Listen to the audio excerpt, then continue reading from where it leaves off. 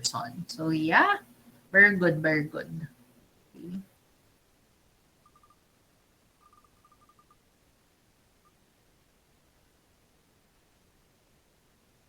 Ba nag-timing, Gid? Okay. Ating, are you there? Nadudula si Ating. Kung nadudula si Ating, is there anybody who'd like to si Ating. Okay, okay. Ating, are you okay? Hindi maputol-putol ako nga lang, ma'am.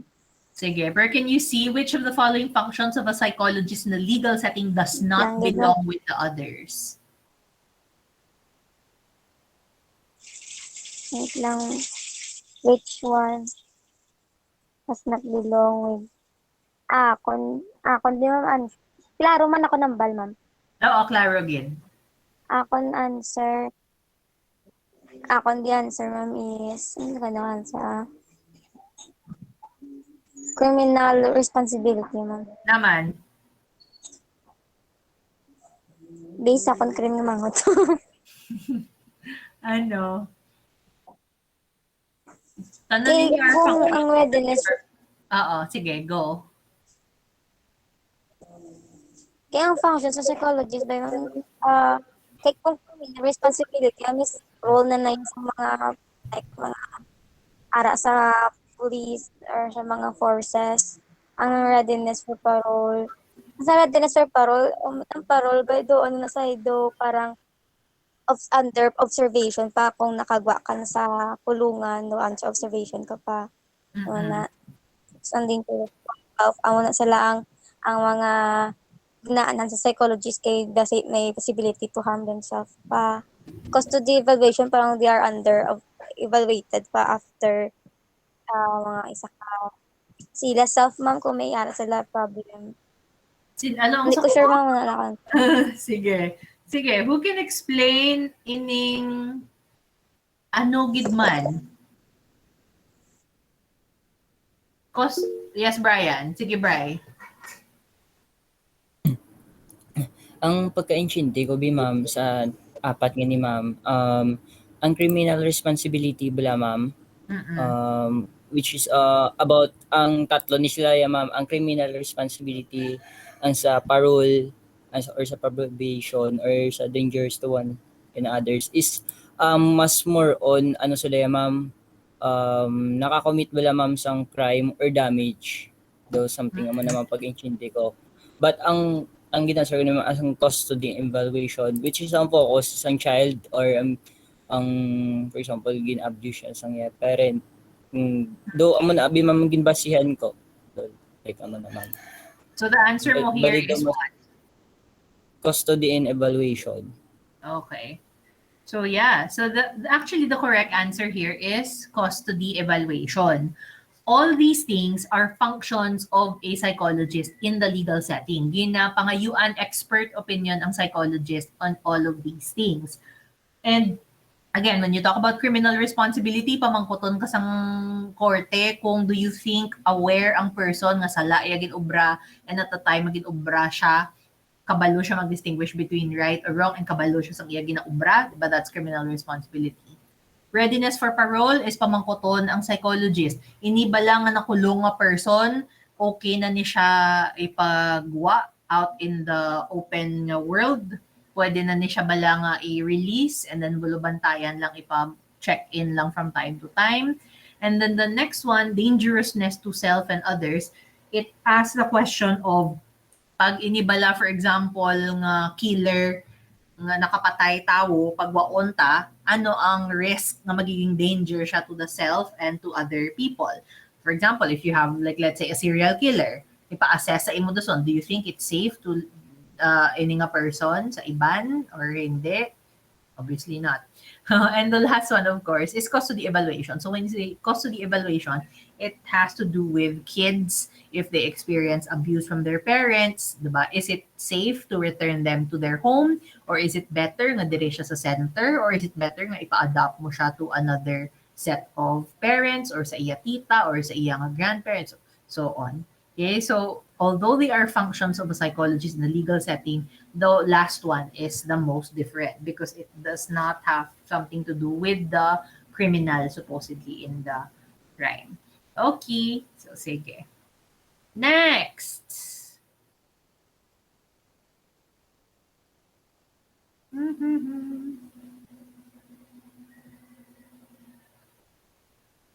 Bry.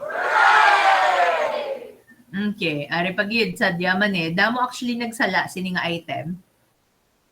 Which of the following conditions automatically qualifies a person as innocent of a crime due to insanity?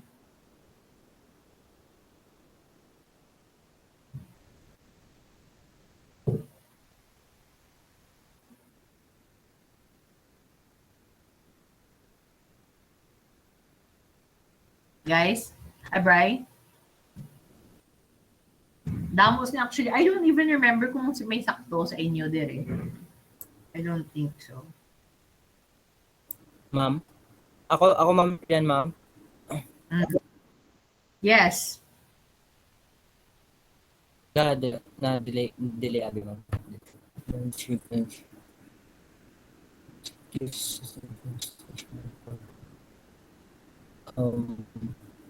The case of environmental pollution. Crime through insanity. Memory problem. Ang ginbasihan ko nila, ma'am, bale, ano siya, ma'am? Ang sa memory problem, ma'am, it can be, masasabog na, accused of environmental pollution, so pwede siya, I think pwede siya, ma'am, qualify, and accused advanced stage of dementia or memory problem. Ano nga crime? Wala specific. Basta ang ano is which of these conditions, no automatic pag may condition wala ka ma'am na. Specific, di ba, ma'am? Oo. Ay, automatic pag mayara kasi ng condition, innocent ka na of a crime. Which one?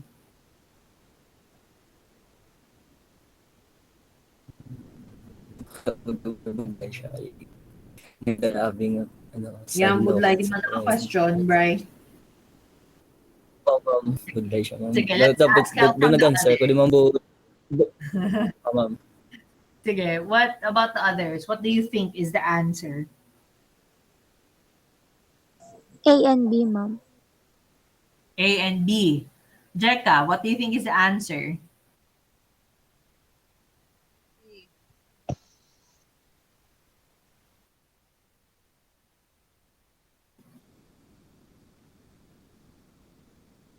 B, ma'am. B, ang sa dementia? Yes, ma'am. Okay. Vince, what do you think is the answer? A and B, ma'am. Wow, A and B. Sige. Angie, what do you think is the answer? A, ma'am. A. So, ang sa A mo is mental retardation. Okay. Sige. Take note that one of the main thing nga nga concern naton is that the person dapat during the time sang pag-commit niya sa crime, dapat mapakita mo nga wala siya kabalo kung ano iya ginaubra or nga wala siya kabalo nga ang iya ginaubra sala, diba, at the time of committing the crime, or nga ang nag-lead sa iya to do the crime is ang iya nga insanity. Diba? Which is not a clinical term, it's a legal term. So, given those conditions, that means hindi possible nga automatic pag may ara sang diagnosis ang imong client, automatically ma-qualify na siya as innocent of a crime due to insanity. So that is not possible. You need to assess for criminal responsibility. Okay, which is again, adtong mga provisions nga dapat hindi siya kabalo mag-distinguish right and wrong. Dapat wala siya kabalo kung ano iya ginahimo, sang ginhimo niya ang crime, wala siya kabalo kung ano ang sala kag sakto sang ginhimo niya ang crime. Or nga ang iya nga disorder ang nag-lead sa iya to do the crime. So hindi siya automatic. Okay? So the answer there is none of the above. Clarifications, questions?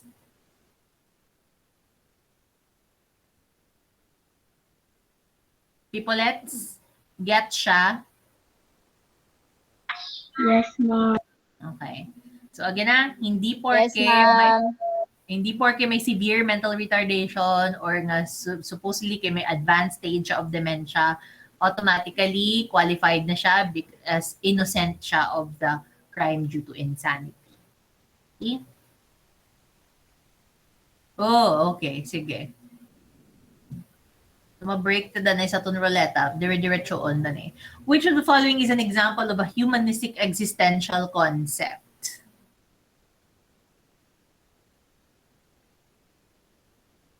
Ating.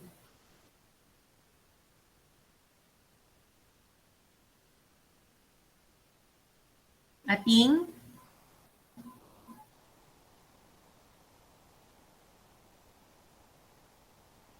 Ating gaotod si ating. Jeka.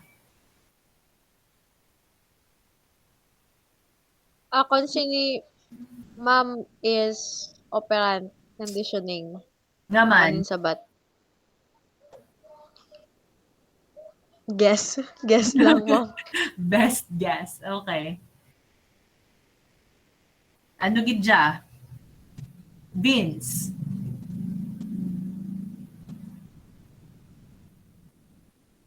Ma'am. Which one is a humanistic existential concept?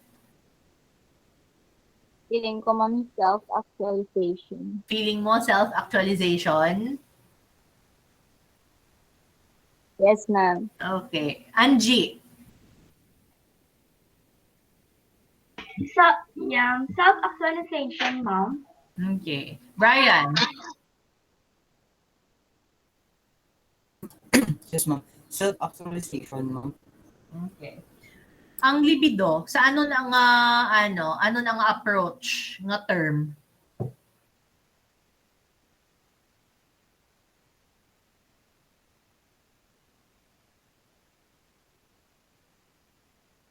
This is another and this is another key thing. You need to know ang certain technical terms kung sa diin na sila nga perspective, such that when a psychologist or when somebody or when a case says muni ni siya nga term ang gingamit, you automatically know kung anong perspective or anong approach ang ginagamit sa psychologist or sa case. Okay? So pag libido, ano na siya nga perspective?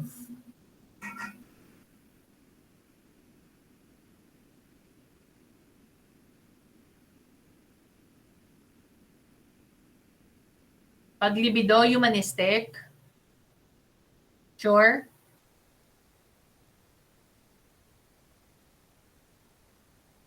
Jeka, pag libido, ano na siya nga concept? Kay ano na siya, mami? Kay Freud. Yeah. Okay, so kay Freud. So kay Freud yan siya, that is psychodynamic. Okay, working memory. If working memory ang ginaistoryahan, that is memory. It is cognitive. Pag operant conditioning, Behavioral, ma'am. it is behavioral. Okay, so yes, the correct answer is self-actualization. Kay Carl Rogers, kay Rollo May, kay Abraham Maslow, nan. So, humanistic existential. Okay? Sige. Judy has a mood disorder, but neither of her parents nor any of her siblings or grandparents has ever been diagnosed with one. How could this be possible based on the multidimensional approach in understanding mental disorders? A. Judy must have been adopted. B. Judy must have received enough abnormal genes from the chromosomes of her mother and father at birth. Tsaka. C. Some of Judy's family members may carry a predisposition but were never exposed to psychological stressors. D. The situation described is not possible according to the multidimensional approach of psychopathology. What is the correct answer, peoplets?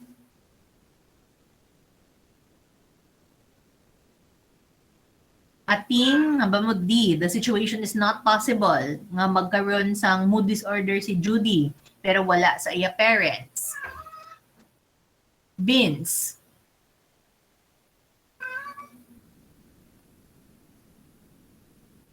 Kuhaan naman ako na some of Judy's family members may carry the disposition of for the disorder but never experienced one. The disorder. Okay. Brian, correct answer. Same kami, ma'am. Answer, ma'am, ni Vince, ma'am. Ang some of Jude's family The correct members may carry. answer is okay.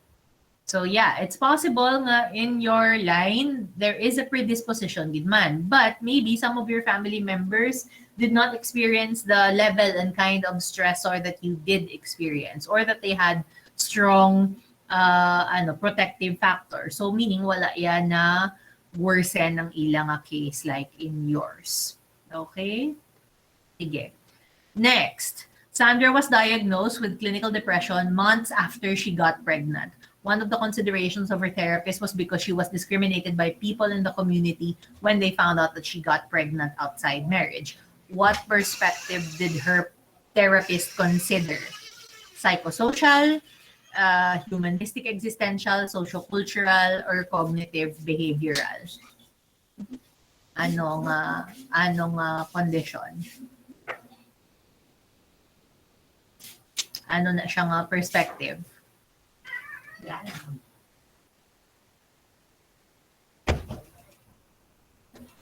Angie? Sociocultural, no? Okay, nga man. Kay nag-base ka sa people in the community. So, which is mean na di ba mas paniniwala Mm-hmm. sa mga paniwala, wala nga if pregnant sang age na hindi sa tamang edad, na. So, sociocultural.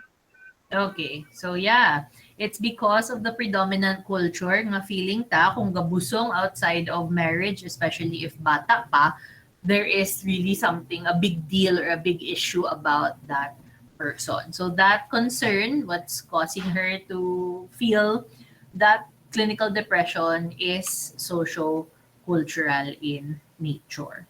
Okay? Okay. Very good, people. Next, therapy that includes questioning the patient regarding his thoughts about a specific situation in his or her life and try to change the way he thinks about the problem is an example of what approach? Vince.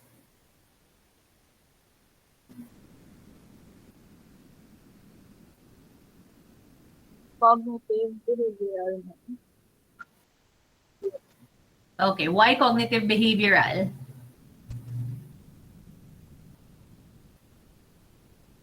Kaya it includes about iyang thought, pag the way he thinks, pag iyang approaches. Okay, because Situation. So, cognitive behavioral.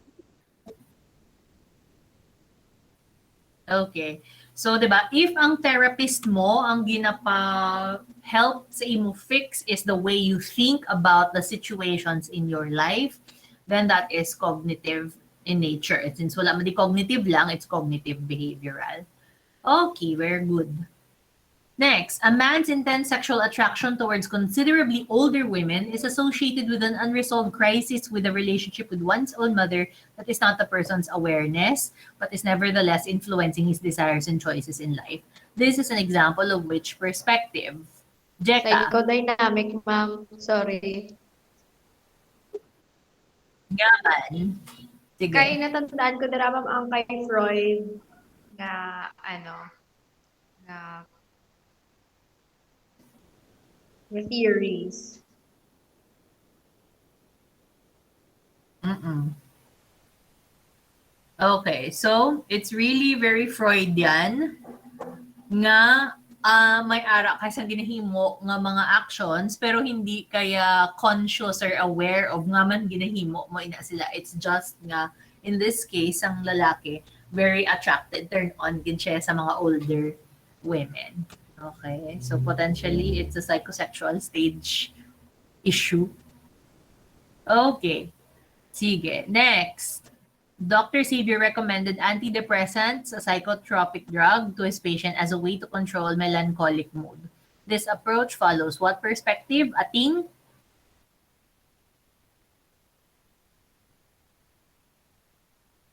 Chat mo lang if hindi ka ka-audio. Okay lang.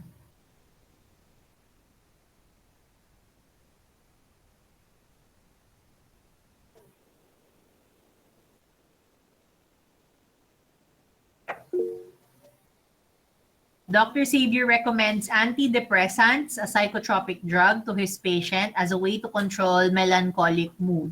This approach follows what perspective?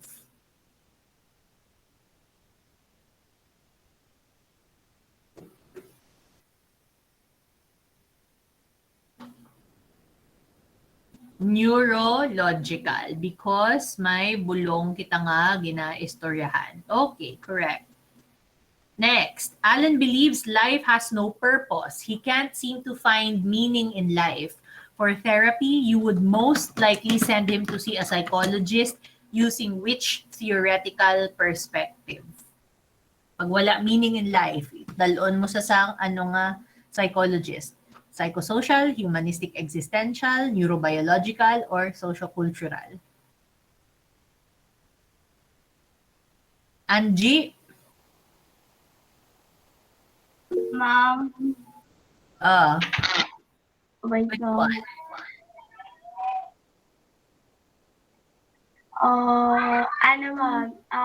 Humanistic existential. Okay, so yeah, correct Angie and correct Ating also.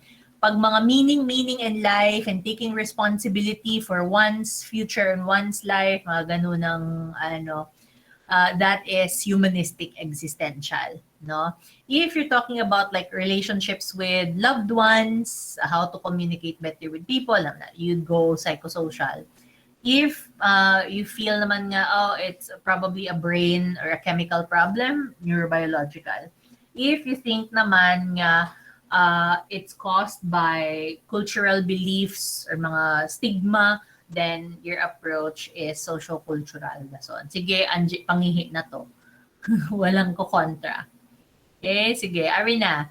Harold had a family history of depression and he just recently experienced the death of his wife. His in-laws blame him because of his inability to pay for his wife's medical bills. The circumstances have been very difficult for him. He developed major depressive symptoms shortly after her death. The death of Harold's wife is a blank, while the blame placed on him by his in-laws is blank. Anong correct answer dire? So the death of Harold's wife is a blank, while the blame placed on him by his in-laws is a blank. Jeka?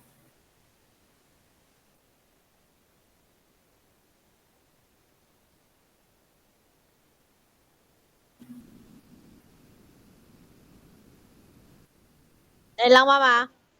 Go.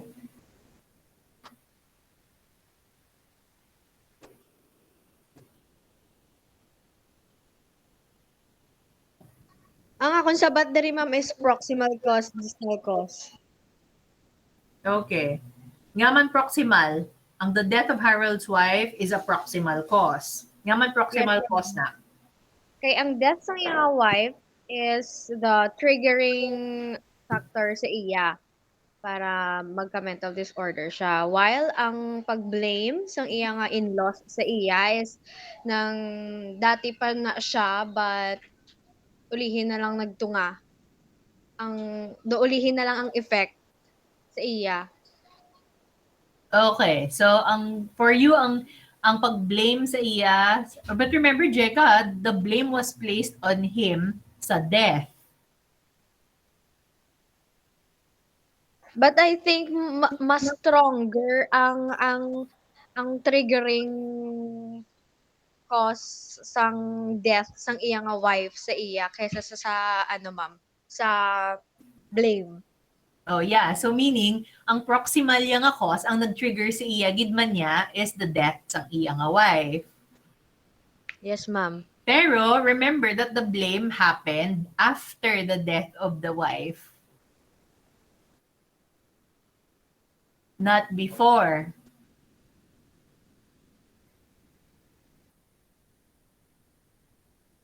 Pag muna, anong tawag mo sa... Reinforcing na siya, ma'am.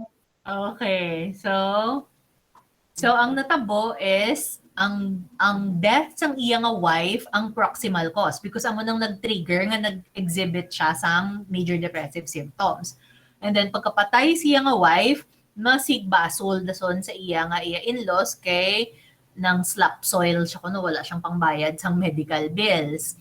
So, it it kept him from getting better sa iya kung na-depress ka na gani kay napatyan ka sang asawa, ginabasol ka pa sang imo nga in-laws. So ang pagbasol nila is ang nagpabudlay pagid sa iya nga sitwasyon. It became a reinforcing cause because weak ang support. And instead, they're actually even harming him pagid. Okay? So yeah. Sige, next. Nagadali lang the second part. Statistics indicate that people from poor countries are more likely to experience depression compared to those from richer countries. This is an example of Risk factor, ma'am. Ryan, it's a risk factor, no? So, it's not a distal cause, it's not in the case it's not specifically something that facilitates a disorder. It's also not a proximal cause because wala ka man di specific case na ginaistoryahan nga person. It's a risk factor, however. Okay, next. A young adult starts exhibiting behavioral and cognitive abnormalities. It was found out that when he was still in his mother's womb, the mother was a heavy alcohol user. This is an example of it's a distal cause, ating. Okay. Correct. Sige. Next, the DSM-5 is used to establish best practices in assessing people, establish guidelines on statistical and legal data, establish guidelines for diagnosing psychological disorders, or establish documentation of people's experience of mental disorders. It's letter C, establish guidelines for diagnosing psychological disorders. No comment. Sige, it's letter C. Okay? Because the DSM is a guideline for diagnosing disorders. Okay. So now you know a thing. Next, during clinical assessment, your client, a politician, shared with you that he is currently under even more stress because he is undergoing a very controversial and publicized annulment case with his wife, and he claims the press people are demonizing him on social media. This could be noted under ano? Resistance, gid man na ma'am. When we say resistance, what does resistance mean? Jack, what is resistance?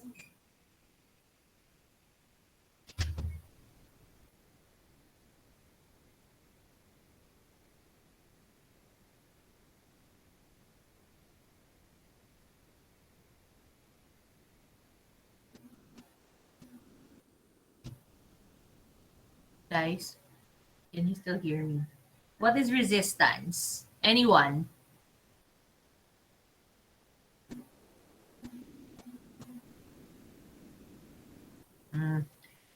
No? Oh, resistance is when you are in therapy as a client and di ka willing mag-undergo therapy. So you're performing behaviors nga daw counterproductive sa therapy. Like for example, wala ka ga-attend sessions or gapasaway ka sa imo nga therapist or hindi ka mag-eye contact sa imo nga therapist or kung ano yung ginapamangkot sa imo daw hindi ka magsabat. Okay? So that is resistance. In this case, it's not an issue. O sige, go Jack. Or pwede gahimo siya sa reason, ma'am, para hindi siya magkadto sa Okay. iyang So, yeah, pwede gahimo siya sa mga rason kung nga man hindi siya maka-attend sa inyong session. So, that's also resistance. Okay? Sige. What about dimensions of the problem? When you're talking about dimensions of the problem, you're talking about ano?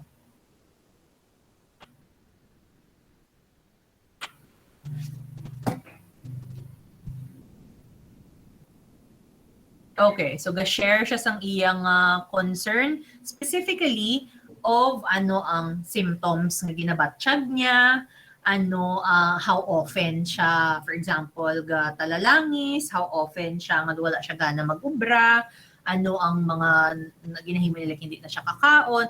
So those are dimensions of the problem. So parang they're the ones nga ginalantaw mo dason sa DSM whether ga-fit siya bala sa particular nga condition or particular disorder in the DSM. So that's the dimensions of the problem.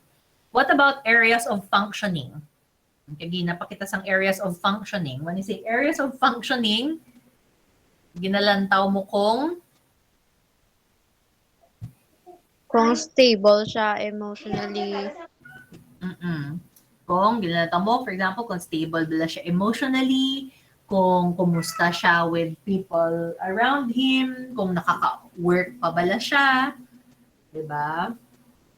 And if you look at the social context, you are looking at what are the social factors surrounding the problem. So for example, if iti bala ang imo nga kliyente is anak mayaman, is it kabudlay sa iya kay hindi siya ka basta-basta adjust because may mga bodyguard sa firmi, or is this person wala sang regular nga trabaho, so kabudlay gid man sa iya to deal with this problem because wala siya gana isang inugkaon. So those are social context. These are social issues, environmental issues that influence how the person deals with a particular situation.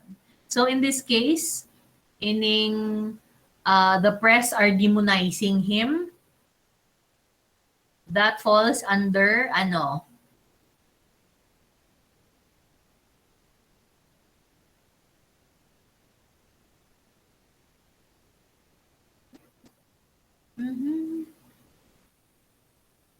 Social context, ma'am. Okay. So yeah, so it's not the main issue, diba? It's not about the main dimensions of the problem. It's not also the issue of the area of functioning kung diin siya hindi ka function. It's really something in the environment that's making it harder for the person. Okay? So social context. So wala naman ikaw ating, it's okay, it's okay. Okay. Next, you were asking your client how often he spends time drinking alcohol and how much alcohol he consumes each time. This can be noted under frequency, amount, ano na siya? Bago talang ni ginistoryahan. It's correct, ating. It's dimensions of a problem. Okay, di ba? How often ka gainom? Ano yung mo ginainom? Ano kada mo ikaw mag-inom sa alak? So yes, that's dimensions of the problem. We're good, good, good. Next, Jay was sent to you for clinical counseling by his parents because he was showing signs of disturbance. On the day of your scheduled session, Jay showed up late. When you started the clinical interview, Jay tried to ignore most of your questions. When you were done scheduling the next session, Jay kept saying he isn't available on any of the dates that you suggested. This persistent pattern of responding throughout the session may indicate ano? Okay. Ating sure ka na gid ya resistance gid na siya ya. Okay, correct. That is indeed resistance. Okay. Which of the following correctly explains what spectrum in schizophrenia spectrum means?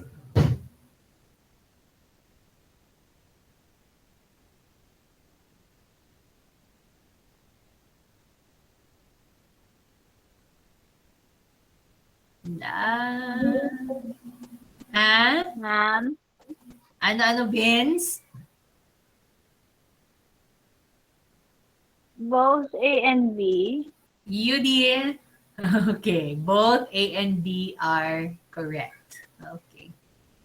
Next, the diathesis stress model of vulnerability to schizophrenia proposes that, ay naku, naingit naman ako kay nautod naman siya. Sige na, i-show ko na lang gani. Okay. So the correct answer is some people have a predisposition that places them at a higher risk of developing a disorder when exposed to particular stressful circumstances. Okay, so again, ang diathesis stress model is vulnerability plus stress. So some people have a predisposition, and then when they are exposed to particular stressful experiences, gato nga siya dason. Okay. Next, last na ni for this part. You are interviewing the family member of a male client who, based on the presenting problem, may have schizophrenia. You would not be surprised to hear that the client's difficulties and manifestations began during Poverty and adolescence. And adolescence, Saan puberty, puberty. Nga man, why did you say puberty or adolescence?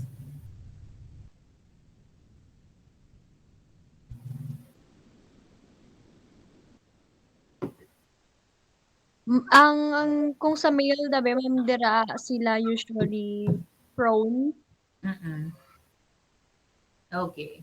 So usually the age with which pinaka-common the start ang skits pag sa lalaki, usually during puberty or adolescence versus women niya who develop it later in life. Okay? So yeah, congratulations. Kumusta inyo part 2 sa exam? Feeling nyo?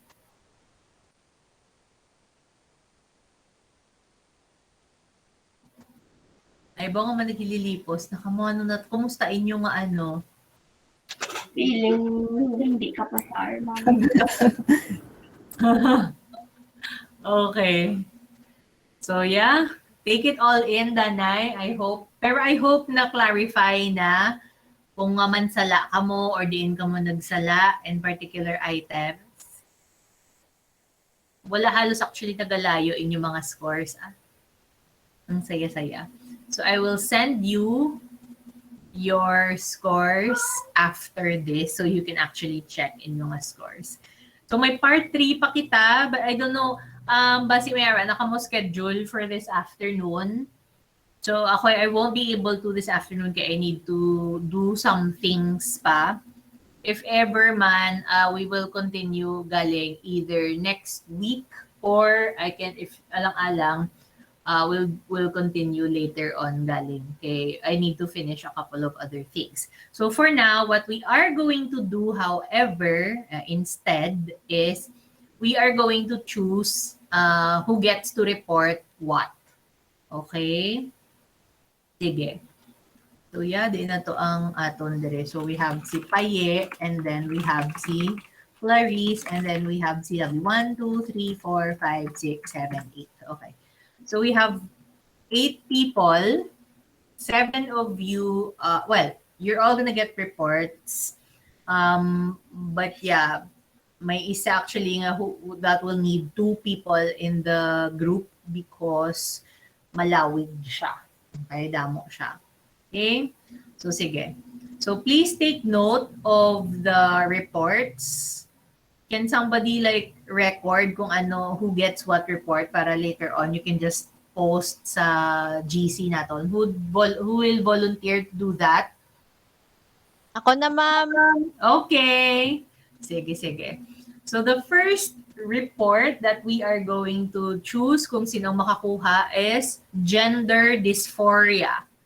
Okay, gender dysphoria. So under gender dysphoria, diri nag-fall ang the question of homosexuality. Before, it was in the DSM, but now it has been taken out and then it has been replaced by gender dysphoria. So ang makakuha sini nga report is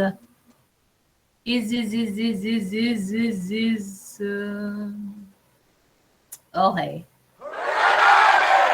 So gender dysphoria will be discussed by Faye. Okay. The next one is we are going to talk about sexual disorders or sexual dysfunctions. Okay, sexual dysfunctions. Hindi pa dala ang paraphilia, lain pag ang paraphilia. So sexual dysfunctions.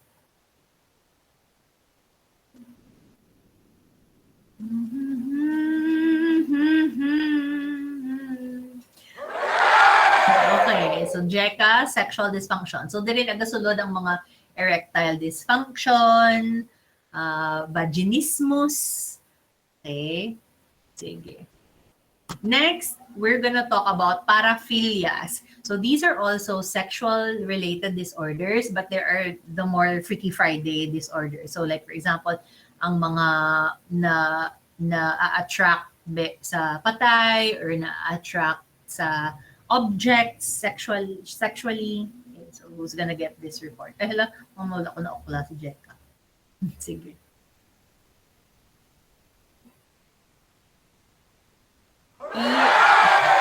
Ating ikaw madiscuss na isang mga paraphilias.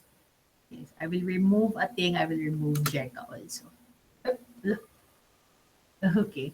Next will be about Vince. Your report is gonna be dissociative disorders. So dissociative disorders, dire ang may dissociative identity, multiple personalities, and then mga amnesia, so dira na siya ga-fall. Dissociative disorders. Okay? May true love. Tani mo na imo, Jack. Sige. Sige. Sa iba naman, contribute ka galing pag nag-discuss todo-todo. Sige. The next one has to do with somatic disorder. So these are mga sakit sinang mga mahilig nga mag-pretend nga masakit sila bisan wala magid sila tuod ng sakit, the one who faking their illnesses, or the ones nga feeling nila nakulbaan sila pero may feeling nila may mga sakit-sakit sila nga kung ano-ano.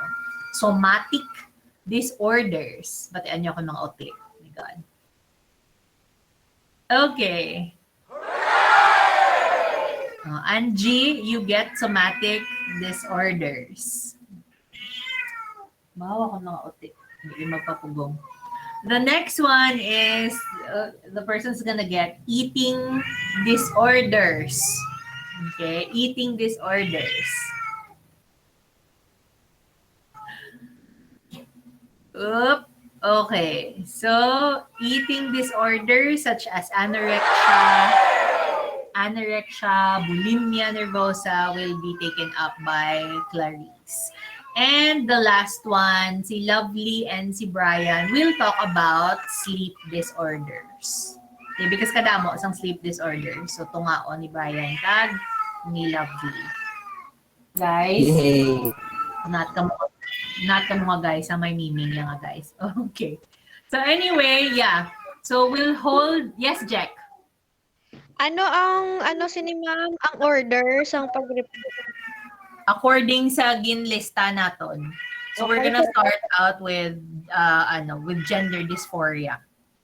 So, ano ko lang mama, ihambal ko lang. Para Sure, go. So, sa gender dysphoria, si Faye. Sexual dysfunctions ako.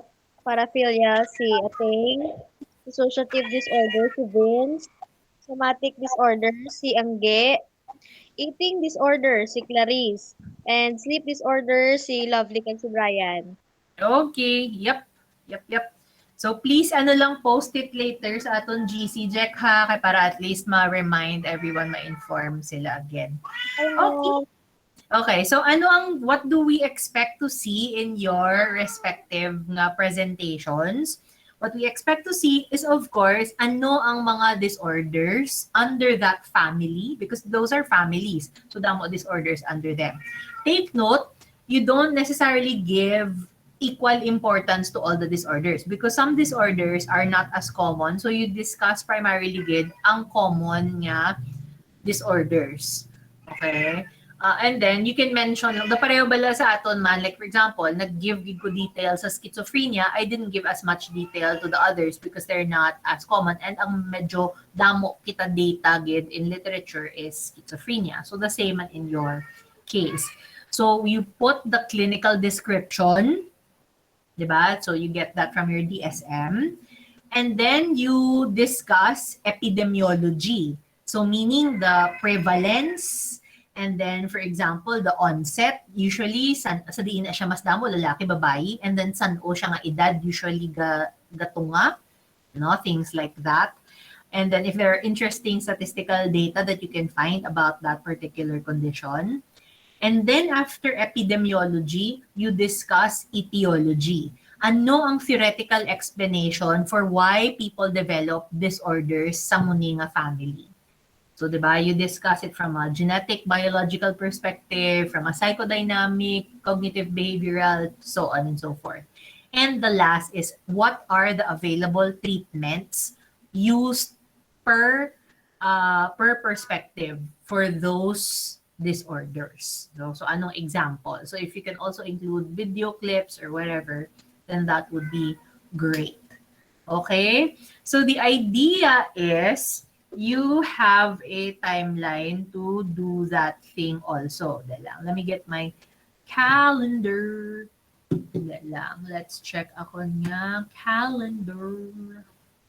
Kung saan. Because ang ano sini is, when we get back kasi, we will be discussing na ang midterm nga topics. So the idea is, the whole time nga wala kita gamit, you should be working on these reports na. Okay? So, ang matabo sina is by November. So, I will post the specific date na lang later on. Ang himuon nyo sini is, you will record yourself. Okay, you will have a discussion showing ang disorder. So it's like mayara ka PowerPoint presentation or whatever, video presentation, and then you will be discussing that particular disorder. And then you will submit that to me because we will post that sa aton yung Google Classroom for all your classmates to see. So that para hindi na kinanglan nga dungan nga may session get devoted for that. So ang gwa is, pag deadline, submit nyo tanan sa akon, i-upload ko tanan online, and then I'll give all of you time to study that, and then we will schedule a session where we can talk specifically about those particular disorders. Na para at least may idea na kamo before we do. Okay, so I'll post the deadline of that pretty soon once I get my schedule in order lang. Okay, so for now, you just do your research. Okay, so clear na siya. Questions, clarifications?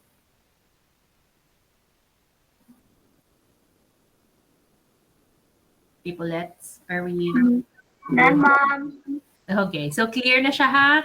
You research and then you start creating your video presentations of these disorders. And then I will make sure to give you your deadline kung saan nyo siya dapat mapasa, para eventually ma-upload ko and ma-discuss natin in class. Okay? Sige. So yeah, okay na, are we all good? Yes, ma'am. Okay. Ma'am. Video gali yan. Ha? Ha? Ano, Jack? Video gali. Yes, video siya. So, ang GWA is, kumbaga, may PowerPoint ka, may presentation ka, and then you'll be discussing the contents of your PowerPoint or your video or your presentation. Okay mo. Sige, sige. Okay. So, yeah, para a lecturer feels. Sige. So, yeah. So, if you need to run the presentation or you need to run the content by me before you finalize recording your video, then that'll be okay. So, i-schedule talaga para hindi matuon sa kung saan masako man ko. Okay? So, ang guwasi na is, so we will not, I guess we will not meet na lang din, Anay, kaya I have to settle pa akon nga yung schedule. Yeah. So, ang next na naton na meeting will be end na of October. Okay? So, you have free time the rest of the weeks nyo. So, on October 30, we will meet again. Istoryahan ta lang ang time and date sina. Okay? So, for now, amo lang inaanay. I know, gutom na kamuguro or managluto kam or whatever. So, that's all. I'm gonna pag-prolong. Thank you for being here, everyone. I hope to see you around sa ton nga